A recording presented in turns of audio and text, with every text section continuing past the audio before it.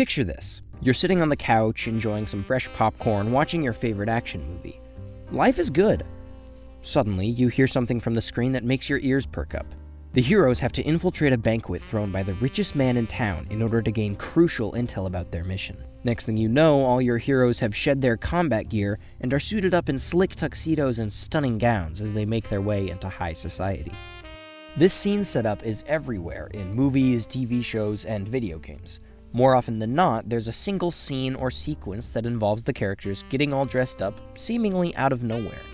And yet, in spite of all my research, I couldn't find anyone else who's taken notice of this pattern, which is a real shame since there's quite a bit going on beneath the surface of this seemingly benign setup I described. In all honesty, it's quickly become one of my favorite film tropes of all time, and I call it the Tuxedo Mission.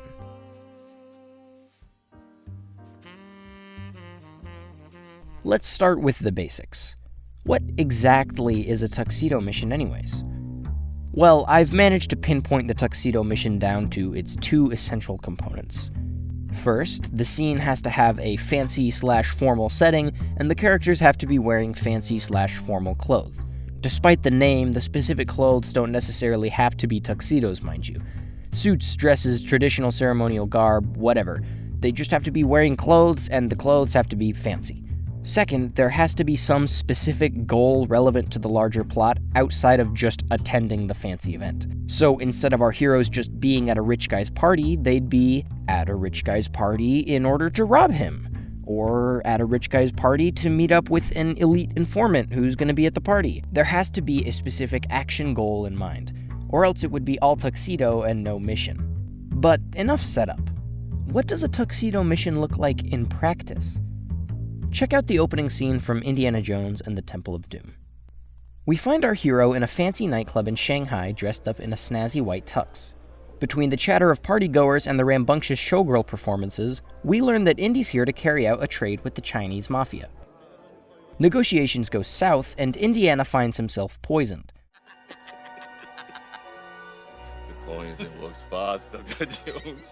The scene descends into an off-the-walls brawl that sees Indiana Jones stumbling across the nightclub in search of an antidote to the poison, all while avoiding death at the hands of the mafia.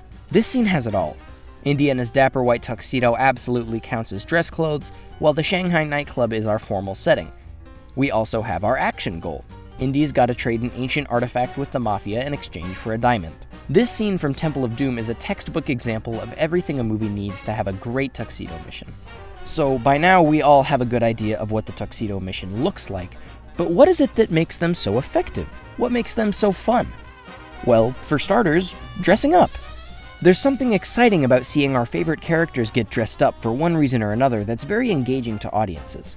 Getting dressed up is usually associated with some sort of special event, furthermore, something to get excited about. When I think fancy attire, I think weddings, dances, banquets, and parties.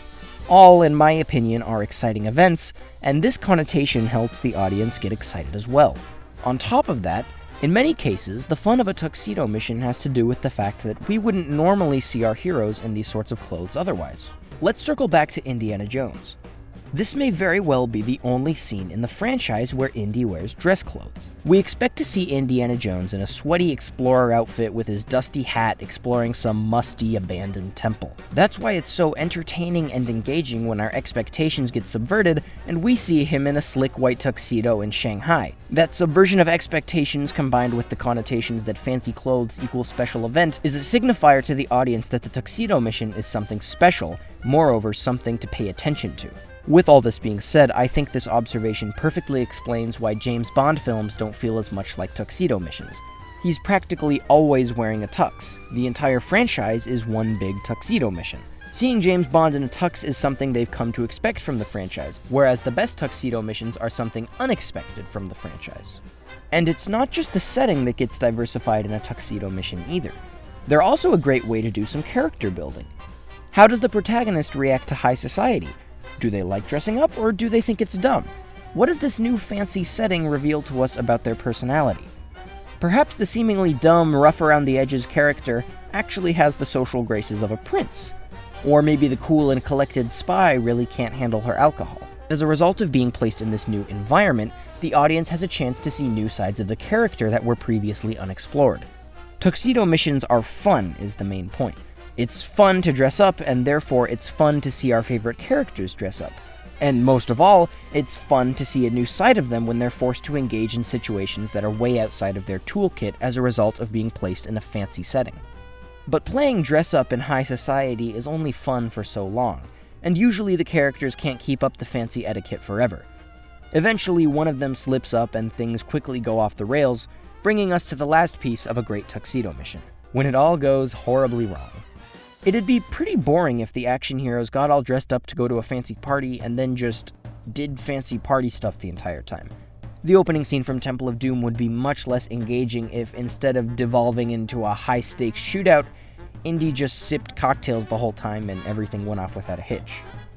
Thankfully, this is hardly what winds up happening most times. To illustrate this point, I bring us to another amazing tuxedo mission from Inglourious Basterds. The mission starts off with a fancy film premiere and ends with the theater burning down and a bomb attack that kills Hitler. Talk about going off the rails. In every aspect of what makes a great tuxedo mission, Inglourious Basterds excels. Seeing the American soldiers try to flounder their way through the upper echelons of German society is priceless. And it's exactly the kind of antics that arise when rough-around-the-edges heroes suddenly have to navigate an environment much more perilous than the battlefield, a fancy party. The tuxedo mission, like any good action scene, is about tension and release. We start building tension by placing our heroes in an unexpected or uncomfortable situation. Remember, to us, these action heroes are outsiders to high society. Then we slowly build the tension in this situation until it eventually comes to a peak and boils over in an off-the-rails action scene. This sort of tension and release cycle is paramount to making any interesting scene, so it's no wonder that the Tuxedo Mission takes this formula and cranks it way up. We can again look to Temple of Doom as an example. We start the sequence with festivities and performance to establish our fancy setting, before allowing the audience to indulge in the etiquette of high society through Indy's negotiations, and finally we bring the tension to a crescendo in a zany shootout when we realize Indiana's been poisoned. The basic interest curve of a Tuxedo Mission makes for a fun sequence that gets its tension from the conflict between how action heroes normally behave and the constraints of high society. In the end, that's what the Tuxedo Mission hinges on: subverting expectations and building and releasing tension. And though whether or not the Tuxedo Mission was here to stay as a classic trope remains to be seen, as of now, I think we should all take a moment to step back and appreciate the Tuxedo Mission and all the great scenes it's given us over the years. Hi, thank you for watching another Socratic Cinema video essay. I hope you enjoyed. If you did, please go ahead and hit the like button or drop a comment and tell me what your favorite Tuxedo Mission is. If you really enjoyed the video, please be sure to share it with friends, and while you're at it, please consider becoming a patron at patreon.com/SocraticCinema. Contributions for our channel start as low as $1 a month, and you get access to videos early, monthly newsletters about what we're up to, Q&A sessions. It's a lot of fun. It's a very good time. Speaking of which, this video would not have been possible without contributions from patrons like Lisa DeLisio, Mariah Helm, Peter DeLisio, John DeLisio, Rachel DeLisio, Jeanette Clark, Heather and Michael Clark, Samuel Copeland, Ethan Rudder, and Hero. Thank you so much for your contributions. They are greatly appreciated, and they are what enables us to continue putting out content. Once again, thank you all so much for watching, and I hope you have a lovely rest of your day.